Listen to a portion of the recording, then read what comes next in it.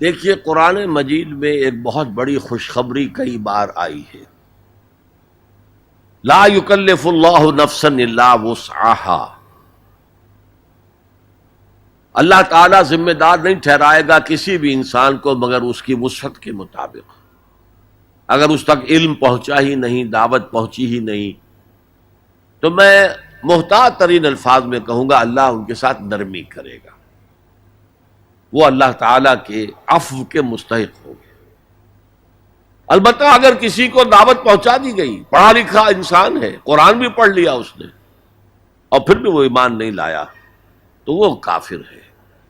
اس کے لیے پھر آخرت میں عذاب ہے. اللہ تعالیٰ کا اپنے خلق سے محبت کا معاملہ یہ ہے کہ اللہ کہتا ہے کہ میں نے اپنی رحمت کے 100 حصے کیے، ایک حصہ تمام مخلوقات میں تقسیم کر دیا. حیوانات میں بھی ماں کو اپنے بچڑے سے جو محبت ہوتی ہے وہ بھی اس ایک حصہ رحمت کا ظہور ہے. انسانوں میں بھی آپس میں جو محبت ہے تو وہ 1% رحمت کا ظہور ہے. 99 حصے میرے پاس ہے. لہذا اللہ تعالیٰ کو الخلق و عیال اللہ، تمام مخلوق اللہ کے کنبے کے مانند ہے. اللہ کو انسانوں سے بہت محبت ہے. ودود ہے. ودود کہتے ہیں جس بہت ہی محبت کرنے والا. ہاں غلط کام کرو گے تو سزا بھی دے گا.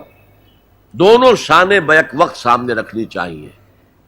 اگر آپ زیادہ اس کی غفاری پر دھوکہ کھا گئے تو بھی مارے جائیں گے، اور اگر اس کی مغفرت سے مایوس ہو گئے تب بھی مارے جائیں گے. اس لیے کہ مایوسی کفر ہے. مایوسی کے بعد قوا جواب دے جاتے ہیں، ہمت ختم ہو جاتی ہے، عمل کا جذبہ باقی نہیں رہتا. خوف بھی ہو اللہ پکڑے گا، اللہ پوچھے گا، اللہ کی سزا ہے، اور امید بھی ہو اللہ غفار ہے، غفور ہے، رحیم ہے، ستار ہے. یہ دونوں کیفیتیں ساتھ ساتھ چلیں، ورنہ اگر ایک کیفیت کا غلبہ ہو گیا تو یہ دونوں کیفیتیں جو ہیں علیحدہ علیحدہ مہلک ہو جائیں گی. یہ بڑا پیچیدہ مسئلہ ہے قدر کا. تقدیر کا جو تصور ہمارے ذہنوں میں ہے وہ صحیح نہیں ہے. قدر کہتے ہیں اندازے کو، ایویلویٹ کرنا، کسی چیز کی قدر و قیمت کا اندازہ کرنا. اللہ نے ہر جاندار کے لیے ایک اندازہ مقرر کر دیا. مثلا چھوٹی سی چڑیا ہے اور وہ ہوا میں اڑتی پھر رہی ہے. انسان ہوا میں نہیں اڑ سکتا. مشین بنا کر ہوائی جہاز میں اڑ جائے، خود تو نہیں اڑ سکتا. تو یہ ہر نوع کی ایک تقدیر ہے. اسی طریقے سے ہر انسان کی بھی کچھ لیمیٹیشنز ہیں. ہر انسان کو 2 چیزیں ملتی ہیں جس میں اس کا کوئی دخل نہیں.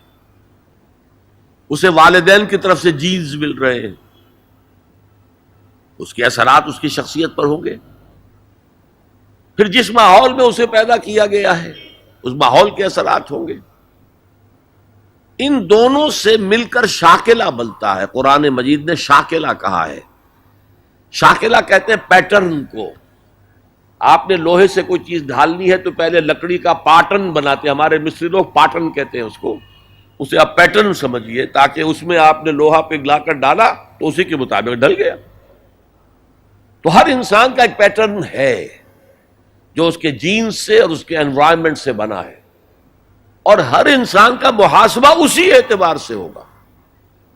اگر کسی کے شاکلہ میں 100% نیکی کا اللہ تعالی نے صلاحیت رکھی تھی اور اس نے 40% کیے، وہ مارا گیا. جس کے اندر رکھی ہی 50% دی، اس نے 40% کر لیا، کامیاب ہو جائے گا. لا یکلف اللہ نفسا الا وسعها. Every individual will be judged according to what was given to him by Allah subhanahu wa ta'ala. لیکن تقدیر کا مطلب یہ نہیں ہے that we are bound to do something. No. There is no predestination.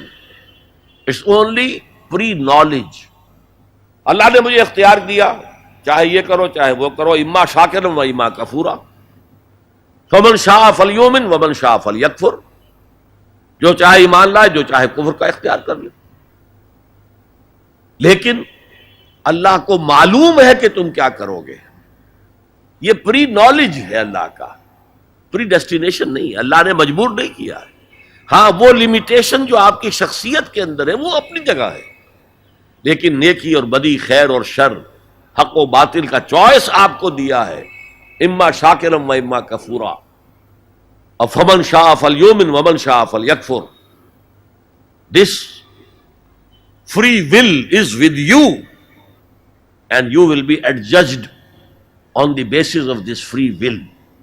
البتہ کتنی نیکی تم کر سکتے تھے اتنی کر لی، کامیاب، چاہے وہ مقدار میں کم ہو.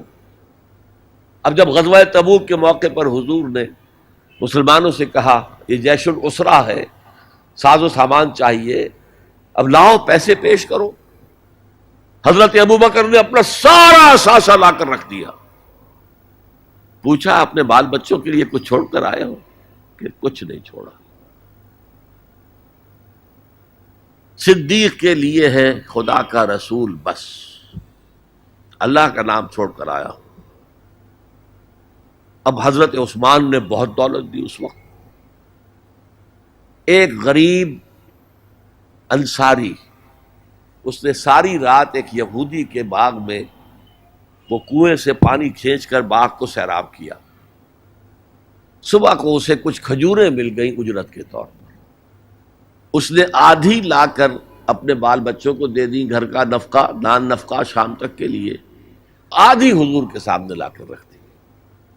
جو منافقین موجود تھے انہوں نے تمسخر اڑایا، ہاں جی ہاں، بغیر ان کھجوروں کے تو یہ لشکر جا ہی نہیں سکتا، یہ تو بڑا، یہ تو بہت. حضور نے کیا کہا؟ ان کھجوروں کو اس پورے ڈھیر کے اوپر پھیلا دو، اللہ کی نگاہ میں یہ اس پورے ڈھیر سے زیادہ بھاری ہے. تو آپ جو کچھ کر سکتے ہیں کیجئے. اللہ تعالیٰ کی لاٹھی اندھے کی لاٹھی نہیں ہے جو برابر چلے سب پر، بلکہ ایوری انڈیویجول اس کے علیحدہ علیحدہ حساب ہوگا. اللہ کا کمپیوٹر بہت بڑا ہے، بہت بڑا ہے، بہت بڑا ہے، وہ ہر ایک کی قدر و قیمت کا تعین کر لے گا. علماء کرام کو برا بھلا کہنے کی بجائے اپنے گریبانوں میں جھانکیے. آپ خود کیوں نہیں پڑھتے دین کو؟ آپ نے ڈاکٹری پڑھی، آپ نے انجینئرنگ پڑھی، آپ نے ایم بی اے کیا، آپ نے کمپیوٹر سائنس کے اندر ایم ایس سی کیا، آپ کیوں نہیں پڑھتے؟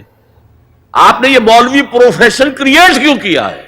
اسلام میں کوئی مولوی پروفیشن نہیں ہے. اسلام میں نہ پاپائیت ہے نہ برہمنیت ہے. ہر مسلمان کو اس قابل ہونا چاہیے کہ نماز پڑھائے. ہر مسلمان کو اس قابل ہونا چاہیے اپنی بیٹی کا نکاح خود پڑھائے. ہر مسلمان کو اس قابل ہونا چاہیے کہ اپنے باپ کا جنازہ خود پڑھائے. جو دعا اس کے دل کی گہرائی سے نکلے گی وہ کسی عالم دین کے دل سے نکل سکتی ہے.